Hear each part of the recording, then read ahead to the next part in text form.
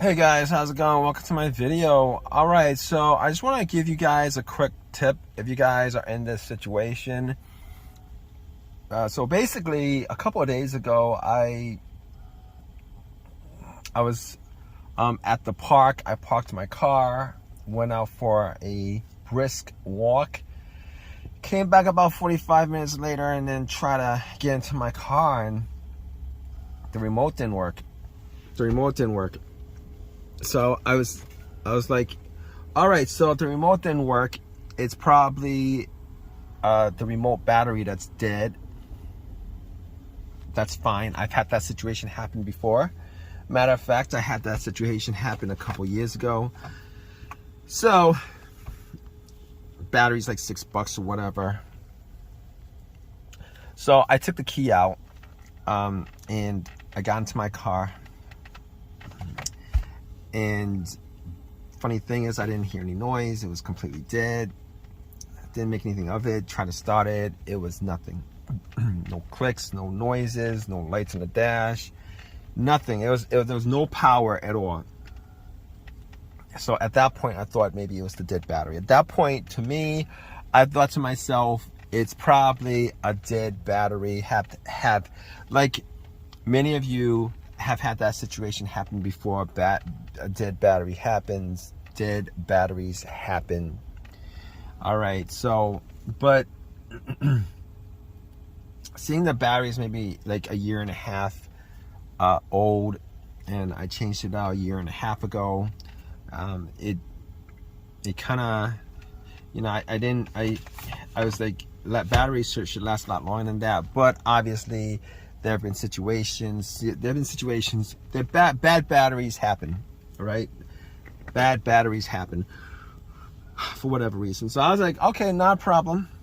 I was like, let me just get my power pack out, my Norco power pack out that I got from Walmart for like $100.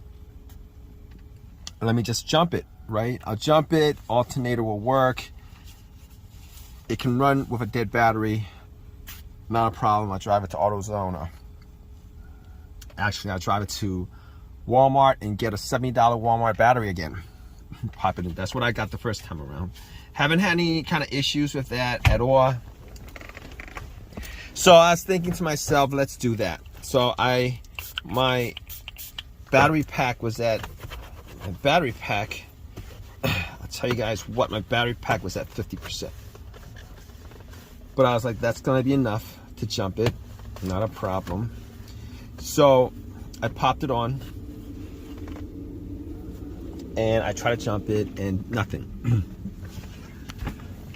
So I didn't even get a slow crank. I didn't get any kind of power in the car. No power whatsoever.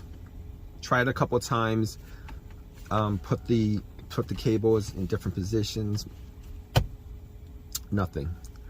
So I was like, maybe the battery terminal cable needed to be clean. It wasn't really dirty. It was kind of dirty, so I just wiggled it out of the way. Cleaned it a little bit with, I had some hydrogen peroxide and a paper towel. I cleaned it up as best as I could. Had a screwdriver that I just pretty much just, you know, tried to get the corrosion off as much as I could. And I got a lot of the corrosion off. I popped it back on, and then I put the Norco battery pack cable on, and then I tried to start it, and nothing happened. Like before, there was no power, nothing, no power anywhere, nothing. All right, no noises, no power. It's completely 100% dead. So I was thinking to myself, maybe the Norco doesn't have enough power to get to start. But then I was like, you know what?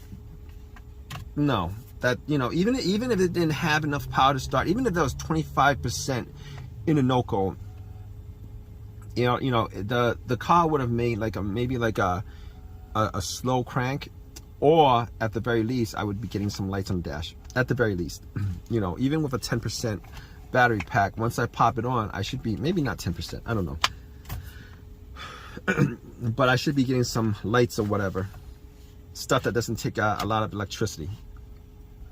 And no, that nothing.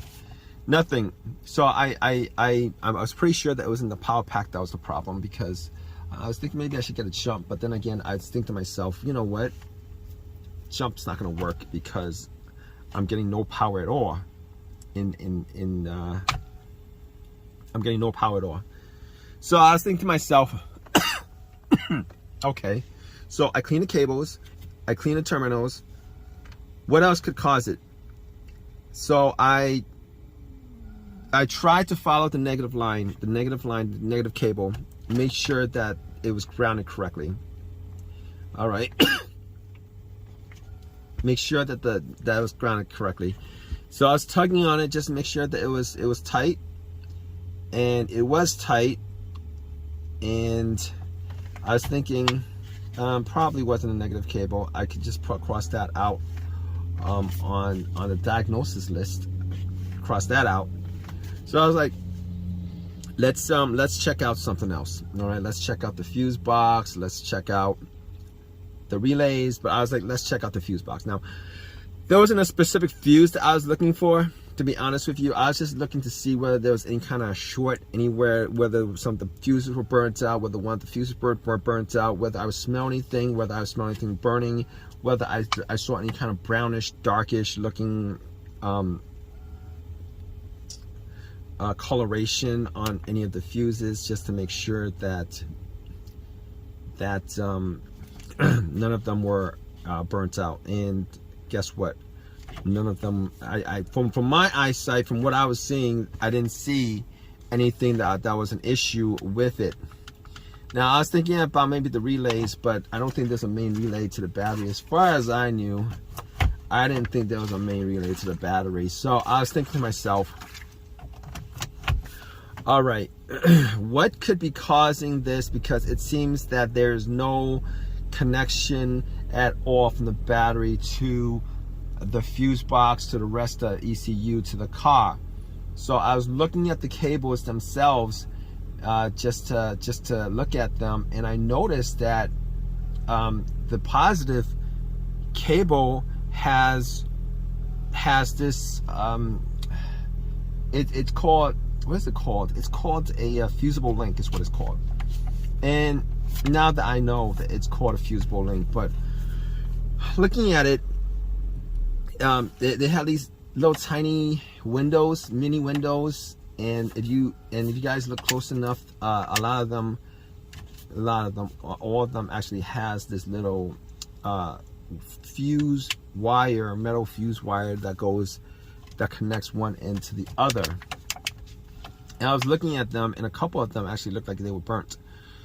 So I actually took my screwdriver and took the little plastic window off, and yeah, it was you know, the fuses, that's what it's called. That's what a fuse is. It's just a different type of fuse on the battery.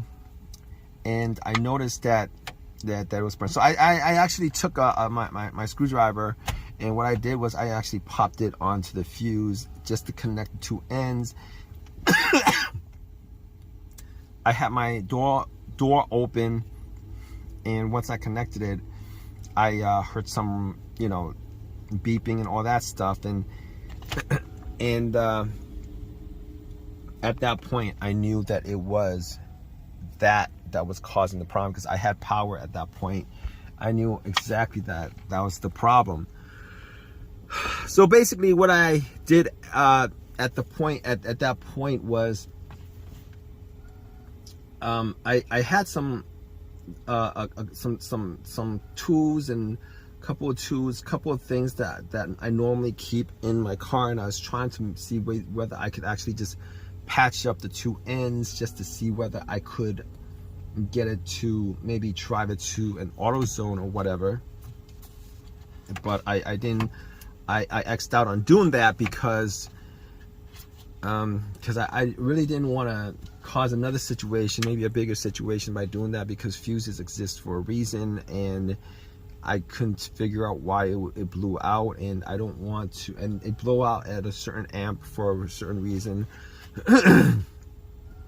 and I didn't want to cause a bigger issue. So what I did was I actually called AutoZone, and normally they have these in stock because most Nissans and Infinitis have these fusible link, or if not all of them have this fusible link on the battery. So they always have this in stock. They're always interchangeable because Nissan and Infiniti, they actually use these on all the batteries. But I thought to myself, yeah. So I called AutoZone. They had it. I took a Uber, called a Uber, took a Uber to AutoZone, and came back and popped it back in and started. It started fine. It works fine. It's been working fine. No issues whatsoever.